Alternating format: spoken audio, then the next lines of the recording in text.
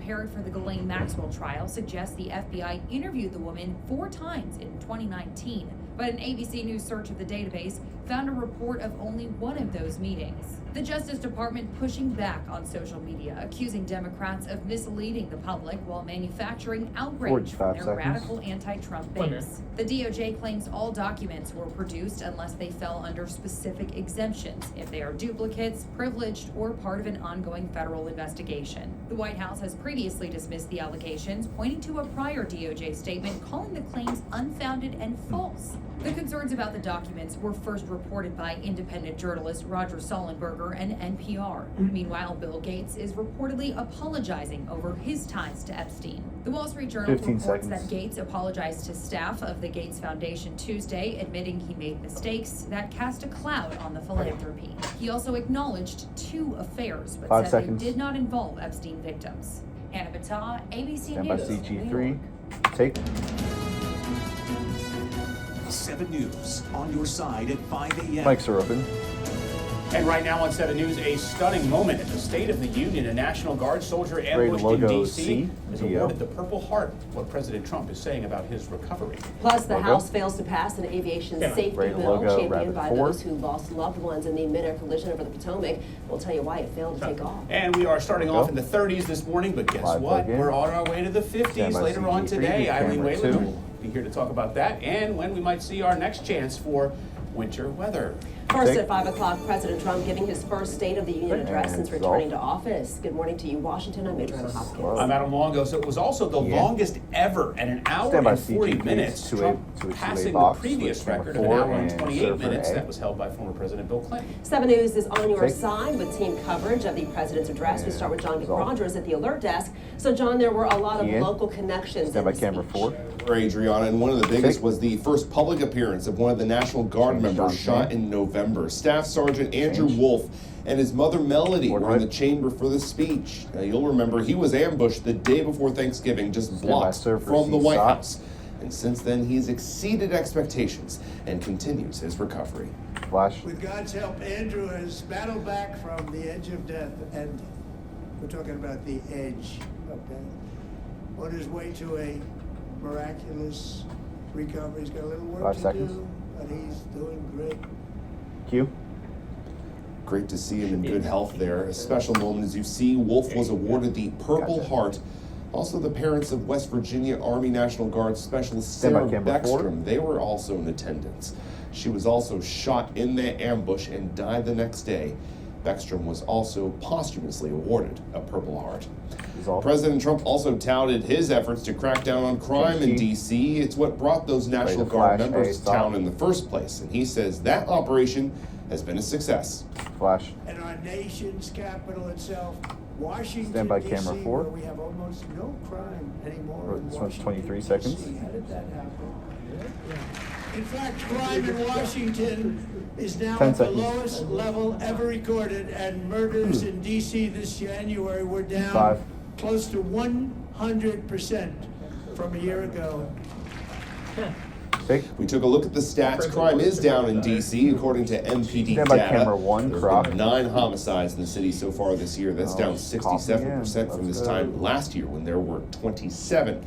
Overall, violent crime is down 29% from this time last year. Well, on the issues, President Trump focused on the economy and immigration, touting his administration's work to bring down prices, along with the immigration crackdown at the border. Here is national correspondent Atra Al-Nashar with the highlights from Capitol Hill. And take. President of the United States. President Trump kicking off a marathon speech with a victory lap after a year and a month back in office. We're winning so much that we really don't know what to do about it. People are asking me, please, please, please, Mr. President, we're winning too much. Even as Americans struggle with persistent inflation, the president insists the economy has entered a golden age under his watch. The stock market has set 53 all-time record highs since the election. They kept my promise to drill, baby, drill. Promoting his tax policies. With 90 seconds. Great, big, beautiful bill. We gave you no tax on tips, no tax on overtime, and no tax on Social Security. Calling out Supreme Court justices in the front row after last week's ruling that the majority of the president's tariffs are illegal. Despite the disappointing ruling, These powerful, country saving. It's saving our country, the kind of money we're taking in. Will remain in place under fully approved and tested alternative legal statutes. As many Americans see health insurance premiums skyrocket, the president calling on Congress Tuesday night to divert government funds to individual health savings accounts and announcing a new kind of retirement savings plan. On his signature issue, the president setting up this contrast for viewers watching. If you agree with this statement, then stand up and show this package, your support. stand by camera 3. First duty of the American government is to protect American citizens, not illegal aliens.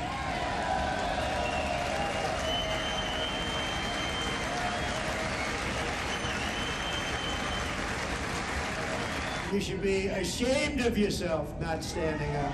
Hanging over the president's speech, something he's acknowledged publicly, are his sinking poll numbers. President Trump hoping Tuesday's address serves as a reset ahead of the midterm elections. Something Republicans in Congress up for re-election hope for too. On Capitol Hill, I'm Audra Elbishar. Mic is open and logo. Well, Virginia Governor Abigail Spanberger in the national spotlight as she delivered the Democratic response to President Trump's State of the Union address. Flash. In his speech tonight, the president did what he always does. He lied, he scapegoated, and he distracted. 17 seconds. And he offered no real solutions to our nation's 5 pressing seconds. challenges, so many of which he is actively making worse. Q. Spanberger went on to criticize the Trump administration over its immigration crackdown efforts. She also slammed President Trump's tariffs, which she says have cost families more than $1,700 in additional expenses. Her message concluded with a call for Democrats who are running in the midterms to focus on affordability. All right, what we want you to do here is scan the QR code. It's about to pop up on your screen. It'll take you right to our 7 News YouTube page where we've posted the top moments and takeaways from the president's address along with the Democratic rebuttal delivered by Governor Spanberger. You can also find that on our homepage. Well, now to your traffic and weather always together. All right, here is meteorologist Eileen Whalen to talk about a much-deserved warm-up for all of us. Yeah, exactly. After kind of that winter chill that we experienced early in the week, today our weather pattern changing. By the afternoon, temperatures will get into the 50s. Also, I noticed this morning our average high now up to 51 degrees. Outside right now, we're pretty much all above freezing. Your neighborhood temperatures there on the side of your screen, but 38. Our winds out of the south-southwest at 16 miles per hour. So those breezes giving us wind chills right now below freezing. Out the door, grab a warm coat and maybe even that small umbrella as we have this weather maker kind of sliding through. So it's brought us clouds. I really haven't seen too much precipitation being reported at BWI or around Annapolis, but our futurecast does show a little bit of some rain showers, maybe even mixed with a few wet snowflakes here by about 10 o'clock this morning. So we will see gray skies this morning. Skies may try to brighten a little bit this afternoon, but it'll be breezy. I am tracking some rain chances tomorrow and a stand by camera 1. Adam's mic is open. All right, one thing that we're tracking out there on the roads this morning, Eileen, at 5:07 is this. Ouch! 95 southbound, a tractor trailer has gone off into a ditch. So this is in Dale City. You can see all the crews out there dealing with that. A couple lanes of traffic. Looks like 3 lanes of traffic getting by, albeit very slowly. Again, this is southbound, so less volume headed in northbound. Inner Loop, Road Market, Annandale. It looks like this is cleared up just a few minutes ago. It was 1 lane through there. But you can see you've got delays leading up almost to the mixing bowl, but all the way back to Little River Turnpike. So once this starts to flush out some more, those delays will likely vanish. Those delays, though, as you can see here, are pretty significant. Traffic going pretty slow through there. Transit update for you. Blue Line got some delays headed to downtown Largo, but Mark and VRE looking great. New developments this morning in the push for aviation safety reform after last year's deadly minute collision over the Potomac. The House has voted down a bill aimed at preventing a similar tragedy. 7 News' John Gonzalez is live with why it was voted down and where the debate stands now.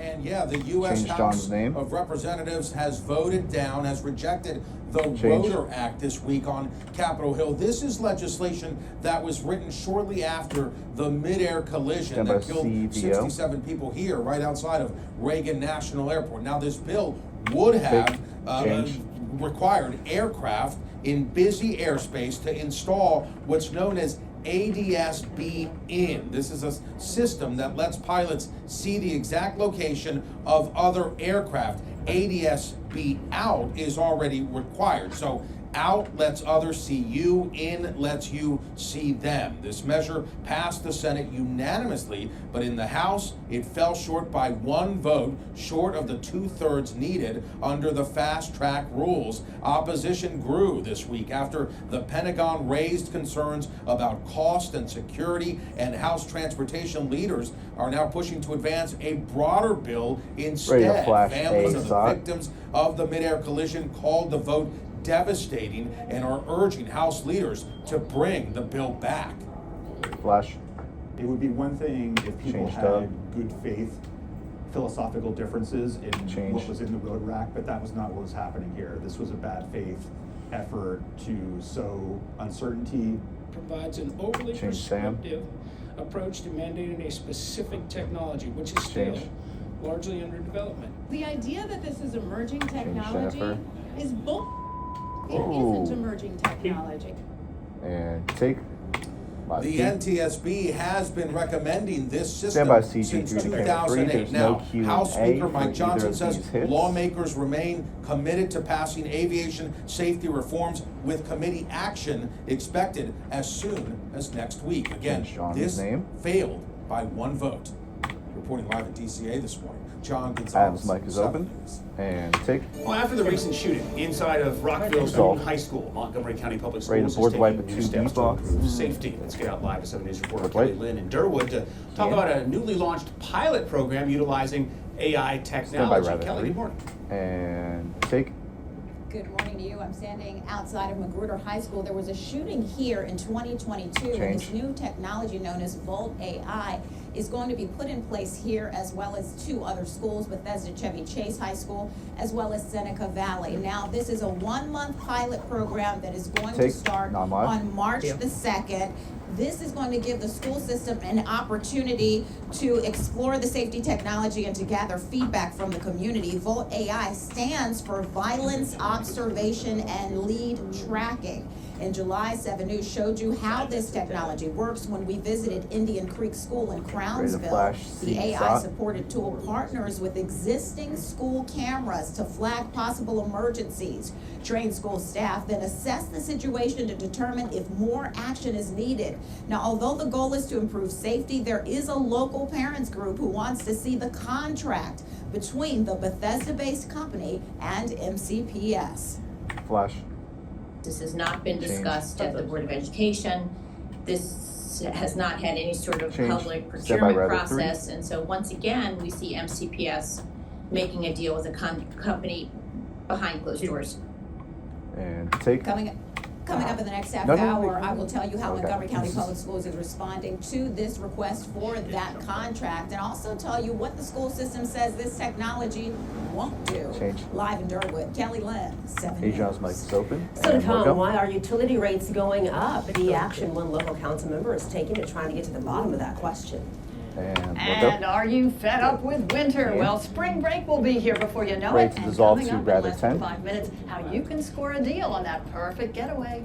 Dissolve. Live plug in, Mills clips, music up, and fade all.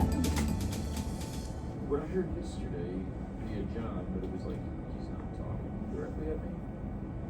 And you haven't been in a break rolls, 3 minutes. Structure.